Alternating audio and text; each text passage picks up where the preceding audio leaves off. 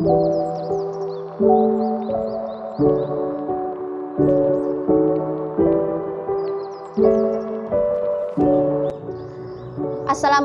warahmatullahi wabarakatuh.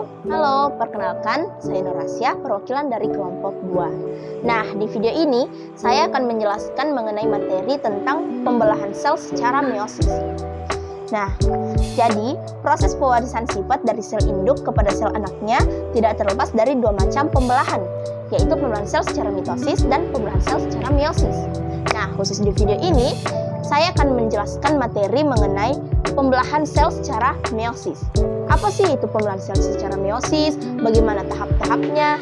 Nah, semua itu akan kami bahas di sini. Baik, jadi apa sih itu pembelahan meiosis? Nah, pembelahan meiosis adalah jenis pembelahan sel dengan dua tahap pada organisme yang bereproduksi secara seksual yang menghasilkan sel anak atau gamet dengan jumlah kromosom setengah dari induknya. Meiosis juga disebut sebagai pembelahan reduksi karena menghasilkan keturunan dengan jumlah kromosom separuh dari kromosom induknya. Jadi, dalam proses pembelahannya terjadi pengurangan atau reduksi jumlah kromosom akibat pembagian. Pengurangan ini bertujuan untuk memelihara jumlah kromosom yang tetap dalam satu spesies. Nah, pada sel hewan dan tumbuhan, pembelahan meiosis terjadi di dalam organ reproduksi, yaitu pembentukan sel kelamin atau sel gamet. Nah, dari penjelasan tadi dapat kita ketahui bahwa pembelahan meiosis ini terjadi melalui dua tahap, di mana pembelahan meiosis ini menghasilkan sel anakan atau sel gamet yang memiliki jumlah kromosom separuh dari kromosom induknya. Pembelahan meiosis ini juga biasa disebut sebagai pembelahan reduksi. Nah, pembelahan meiosis ini terjadi pada proses pembentukan sel gamet atau disebut juga sebagai gametogenesis. Dari penjelasan tadi, dapat kita ketahui bahwa meiosis mengalami pembelahan inti sebanyak 2 kali, yaitu pembelahan meiosis 1 dan pembelahan meiosis 2, sehingga sel diploid atau 2N akan menghasilkan 4 sel haploid atau N. Nah, di sini juga dikatakan bahwa hasil dari meiosis 1 ini adalah 2 sel anakan yang sudah bersifat haploid. Lalu pada meiosis 2, sel haploid tadi mengalami pembelahan kembali dan menghasilkan 4 sel anakan yang haploid dengan sifat yang berbeda-beda. Setiap tahap dalam pembelahan meiosis memiliki ciri-ciri tertentu. Nah, sekarang kita akan menjelaskan bagaimana sih tahap dari pembelahan meiosis ini. Sama seperti pembelahan mitosis, pembelahan meiosis juga mengalami yang namanya tahap interfase. Tahap interfase ini disebut juga dengan fase persiapan sel untuk membelah secara meiosis. Nah, pada tahap ini, sel mempersiapkan diri untuk membelah secara meiosis saat menjalani fase GAP1 atau fase tumbuh pertama, kemudian dilanjut dengan fase sintesis, dan fase GAP2 atau fase tumbuh kedua. Nah, pada GAP1 terjadi pertumbuhan dan perkembangan sel serta organel-organelnya. Lalu pada fase sintesis terjadi replikasi DNA. Lalu pada fase GAP2 atau fase tumbuh kedua terjadi peningkatan sintesis protein. Nah, interfase merupakan fase terpanjang dari seluruh siklus sel. Selama interfase, sel tumbuh ke ukuran dewasa dan menyalin DNA-nya. Nah, seperti yang dikatakan tadi, pada fase tumbuh pertama terjadi pertumbuhan dan perkembangan sel serta organel-organelnya. Lalu pada fase sintesis terjadi replikasi DNA. Dengan demikian, sel sudah memiliki satu set duplikat kromosom saat mulai mengalami pembelahan secara meiosis. Setelah sel mengalami tahap interfase, sel selanjutnya akan mengalami meiosis pertama. Nah, dalam meiosis pertama ini dibagi lagi menjadi beberapa fase, yaitu yang pertama yaitu profase 1, metafase 1, anafase 1, dan telofase 1. Nah, dalam profase 1 ini dibagi lagi menjadi beberapa subfase. Nah, profase 1 ini merupakan tahapan terpanjang dibandingkan tahapan meiosis 1 yang lainnya. Lalu, bagaimana sih tahap profase ini? Apa saja subfase-subfase yang ada dalam tahap profase 1 ini? Jadi subfase pertama dari profase 1 yaitu tahap liptoten. Nah, pada tahap liptoten ini, kromatin mengalami kondensasi atau memadat membentuk kromosom. Pada beberapa organisme, Kromosom tersebut mengandung bentukan-bentukan seperti manik-manik yang mudah menyerap warna dengan kuat. Bentukan seperti manik-manik ini disebut dengan kromomer. Lalu tahapan kedua dari profase 1 ini disebut dengan zigoten. Pada tahap ini, sentrosom membelah menjadi 2 sentriol dan bergerak ke kutub yang berlawanan. Jadi satu sentriolnya bergerak ke sana, bergerak ke kutub selatan, dan sentriol yang lainnya bergerak ke arah kutub utara. Kromosom yang terdiri atas 2 kromatid akan saling berpasangan dengan homolognya membentuk sinapsis. Nah, sinapsis ini apa? Sinapsis yaitu titik temu antara 2 kromosom homolog. Tahap ketiga dari profase 1 yaitu pakiten. Pada tahap pakiten ini, setiap kromosom melakukan replikasi menjadi 2 kromatid dengan sentromer yang masih menyatu. Setiap kromosom yang berpasangan mengandung 4 kromatid yang disebut tetrad atau bivalen. Kemudian tahap keempat dari profase 1 ini disebut dengan diploten. Pada tahap diploten ini, kromosom homolog tadi saling menjauh sehingga terbentuk perlekatan berbentuk X yang disebut dengan kiasma. Kiasma itu apa? Kiasma merupakan tempat terjadinya peristiwa pindah silang. Tahap terakhir dari profase 1 yaitu diakinesis. Di awal diakinesis, kromosom kembali terbentuk. Nah, tadi kan di fase diploten, tahap diploten tadi kan kromosomnya saling menjauh. Nah, di fase diakinesis ini kromosom tadi kembali terbentuk. Lalu transkripsi berhenti, tetrad mulai bergerak ke ekuator, benang spindel mulai menyebar. Nah, setelah sel mengalami diakinesis 1, maka berakhirlah tahap dari profase 1. Sel selanjutnya akan mengalami yang namanya metafase 1. Nah, pada metafase 1 ini, kromosom homolog atau tetrad berjajar di bidang ekuator dengan sentromer mengarah ke kutub. Nah, masing-masing kromosom berikatan dengan benang spindel pada bagian sentromer. Setelah sel mengalami metafase 1, sel selanjutnya akan mengalami anafase 1. Nah, pada anafase 1 ini, kromosom homolog atau tetrad ditarik oleh benang spindel ke arah kutub pembelahan, sehingga tetrad berpisah dan kromosom bergerak menuju kutub yang berlawanan. Kemudian, membran sel mulai melekuk di bagian tengah.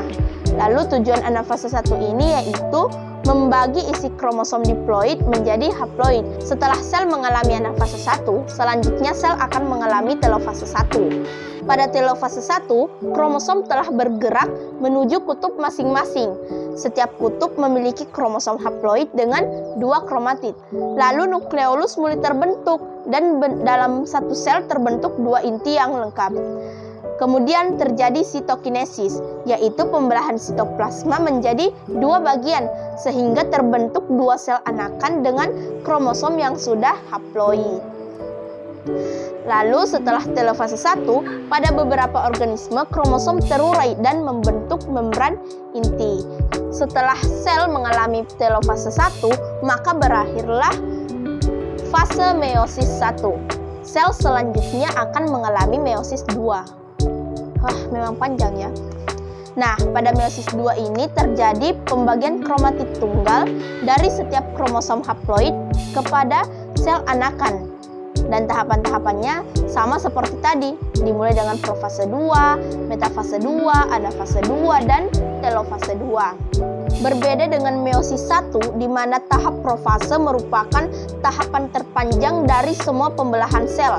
Namun pada meiosis 2, tahap profase 2 merupakan tahap yang berlangsung lebih singkat dibanding tahap lainnya.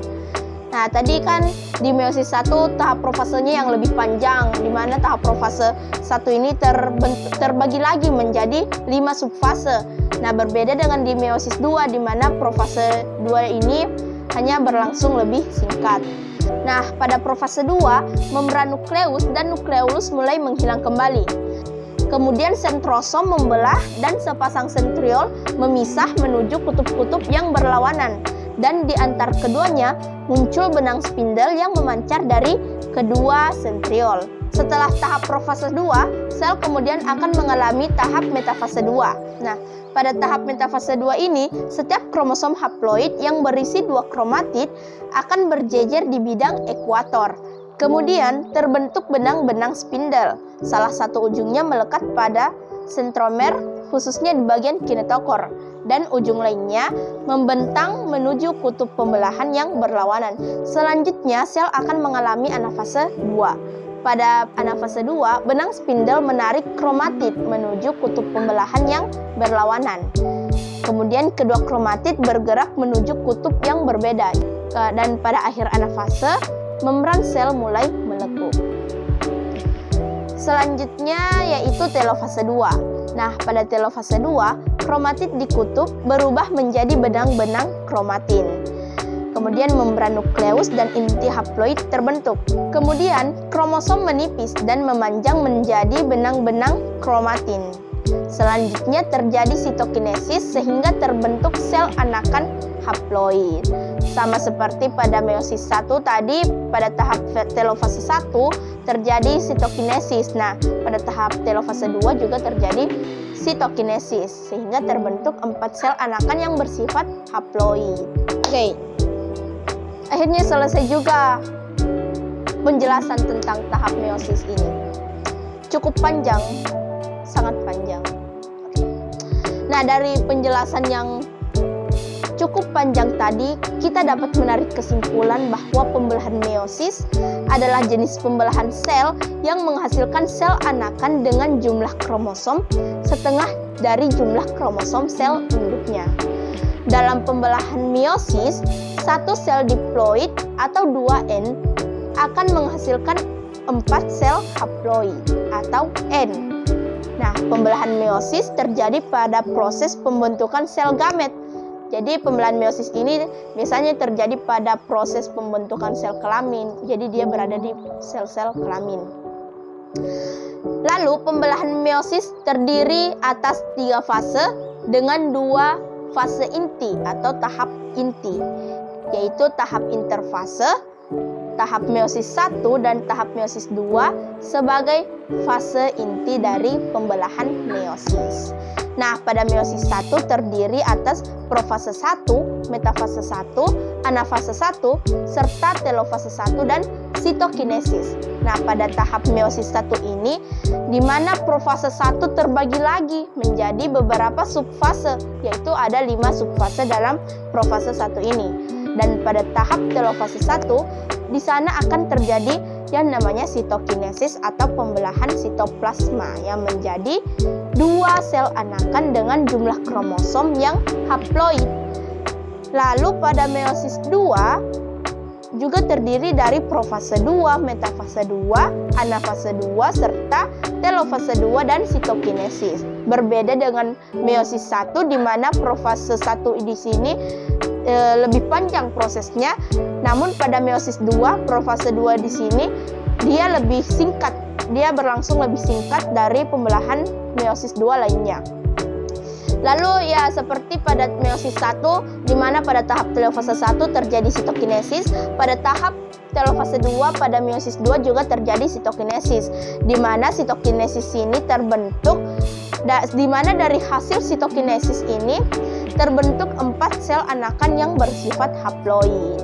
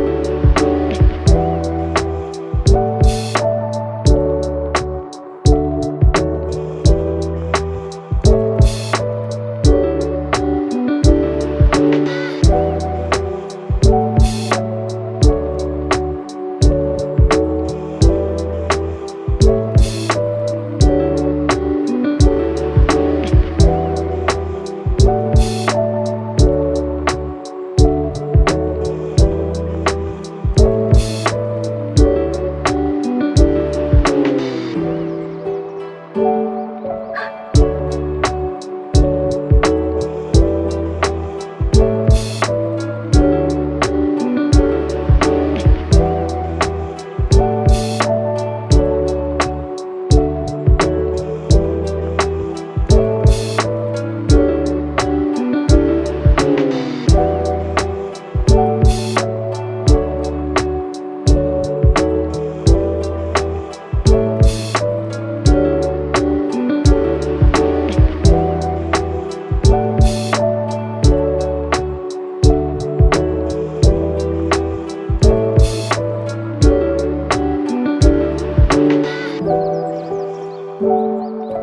you.